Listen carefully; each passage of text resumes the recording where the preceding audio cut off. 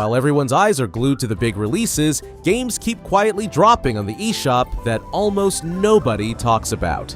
Some are small indie projects with a lot of heart, others are long-awaited ports that finally made it to Switch. Today, 10 of those games. Not all of them are masterpieces, I'll say that up front, but every single one deserves to be on your radar.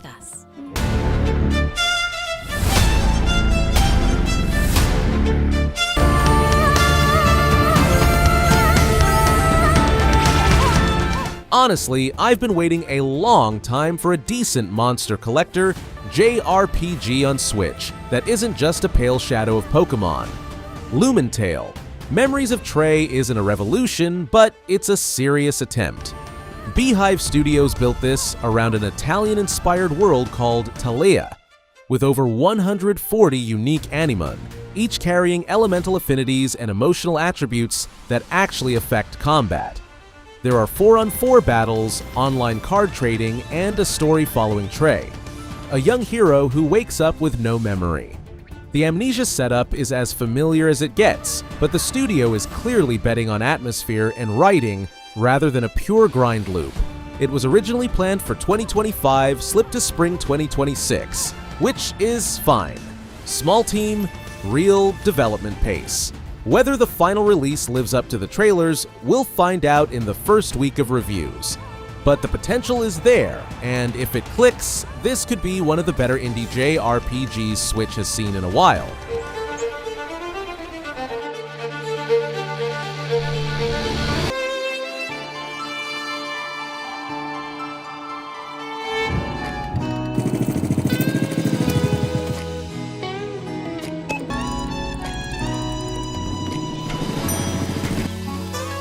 This one is the complete opposite of everything else on this list in terms of pace, and that's exactly why it's here. inKONBINI from Tokyo-based Nagai Industries is a cozy narrative sim set in a small-town Japanese convenience store in the early 1990s. You play as Makoto, a college student spending her summer behind the counter of her aunt's shop, stocking shelves, chatting with regulars, and slowly learning their stories through conversations and the small choices you make. No action, no pressure. What I like about games like this is that they're built on details. The way light hits the floor at 3 in the morning, what someone left sitting near the register. The developers didn't say much about what separates the Switch 2 version from the Switch 1 release. They launched simultaneously, but no specific technical improvements were mentioned. A physical edition with a cartridge, sticker sheet, and mini comic is coming later in the fall. A nice bonus if you like having something on the shelf. If you've played Spiritfarer or Unpacking and loved them, this is your next evening.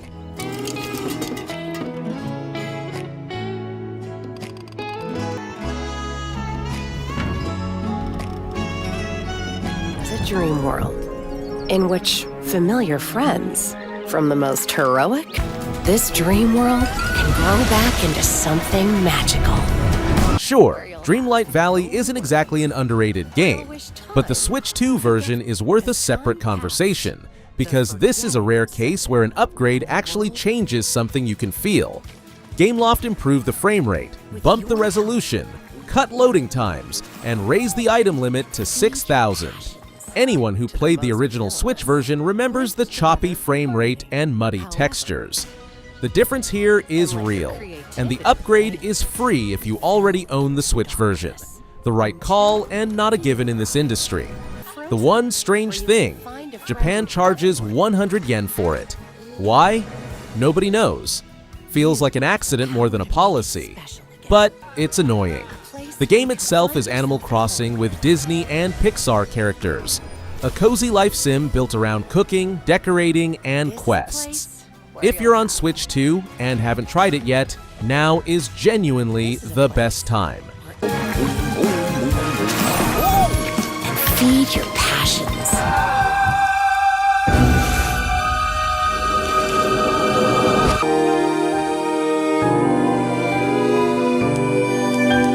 Now for something considerably darker. Hunt the Night is a retro-action RPG from Spanish studio Moonlight Games. 16-bit aesthetic, dark fantasy world, Souls-like combat. The PC version came out in 2023. the Switch version was announced back in 2019. That's a long wait, and the port took its time getting here. What actually arrived in February 2026 came loaded with 3 years of patches, the Prime Hunt update with nastier boss encounters, and a combat system that's been refined since the original release. You play as Vesper, the last of the Stalkers, in a dying world where nightfall means annihilation. Fast fights, dodges, switching between melee and ranged on the fly, multi-phase bosses. This is not a relaxed evening game. It punishes mistakes and demands patience, and the Switch Metacritic sits in the mixed range. But if dark pixel fantasy is your genre at all, this is one of the few honest, well-crafted examples of it. A physical edition from Select to Play is coming later this summer.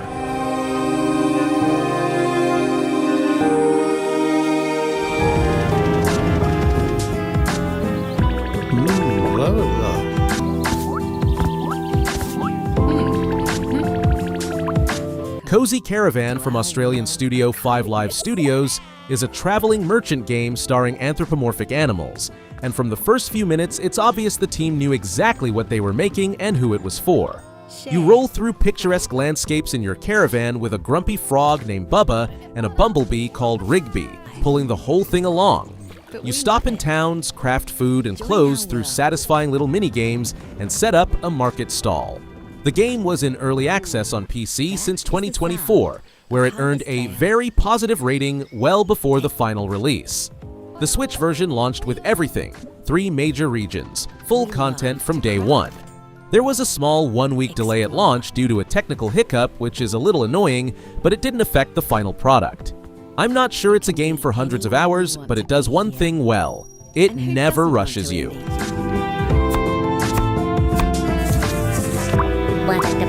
Take a deep breath. Welcome.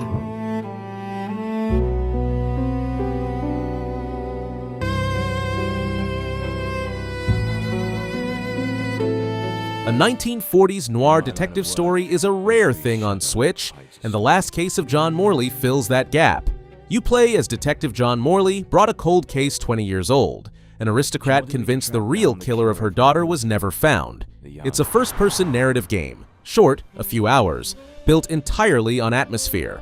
You walk through forgotten places, reconstruct crime scenes, look for clues. The storytelling holds up, and the shift from noir mystery towards psychological horror near the end is unexpected but works. That said, the Switch Metacritic sits around 66, and critics point to technical bugs that get in the way. For a game that lives and dies on atmosphere, that kind of roughness around the edges is frustrating. If you're expecting a meaty detective game with real puzzle depth, look elsewhere. If you want a short, moody story with a strong sense of place, it works. And every knock at the door could be trouble.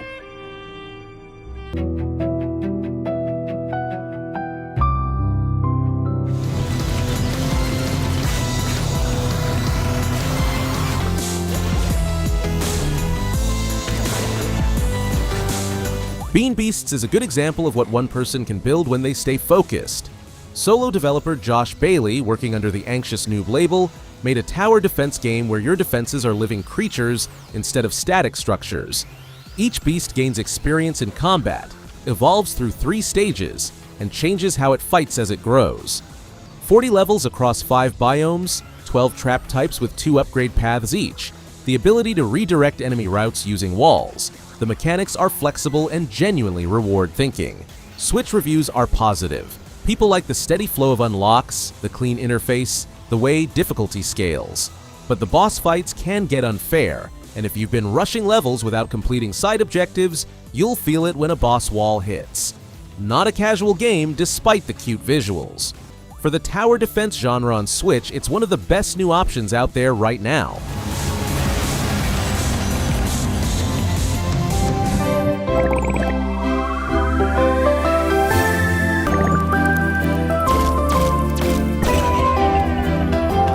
Dutch indie studio Starbrew Games put out their debut title, and it's called Duck Side of the Moon. And honestly, that name alone earns it some goodwill. Doug the Duck crash lands in a strange galaxy, gathers resources, builds gadgets, and slowly turns his broken spaceship into something that feels like home. The planets are small and colorful, the quests don't rush you, and the locals, including some very chatty rocks, are good company. This is a short game by design, and I think that's what makes it honest. It doesn't pad itself out with 40 hours of filler content nobody asked for. At $20, the price fits the experience. No reported performance issues on Switch at launch. If you like small, tightly focused, cozy games, it's worth a look.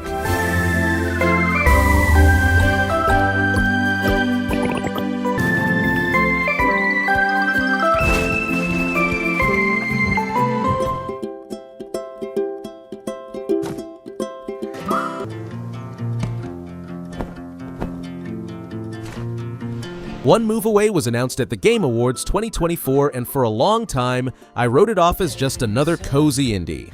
Turns out it's more interesting than that. It's a first-person puzzle game about moving. You pack up the belongings of 3 different characters at different points in their lives, and every item you take or leave behind tells you something about them. The physics are realistic. Stack things carelessly and they fall, knock something over, and it sets off a chain. The only rule is that the boot has to close. Whether you pack with precision or total chaos is up to you, and that freedom is genuinely nice. The game launched simultaneously on Switch and Switch 2, though Ramage Games said nothing about the versions being different, probably aren't. But shipping on both platforms at once is still the right move.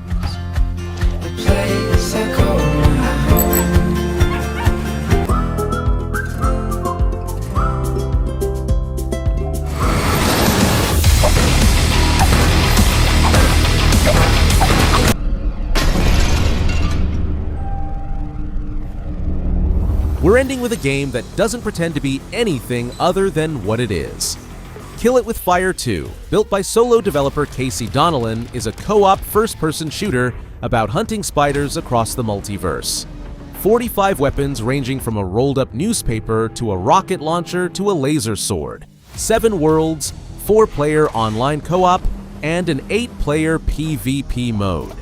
The Switch version launched with full content parity, including the Spider Hell update. No missing features, no waiting for patches. Switch 2 is supported, but there are no improvements listed. The behavior is described as consistent with Switch 1.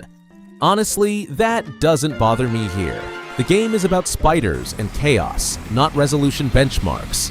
If you want story, depth, or anything serious, keep scrolling. If you want a genuinely ridiculous evening with friends in online co-op, this delivers exactly what it promises.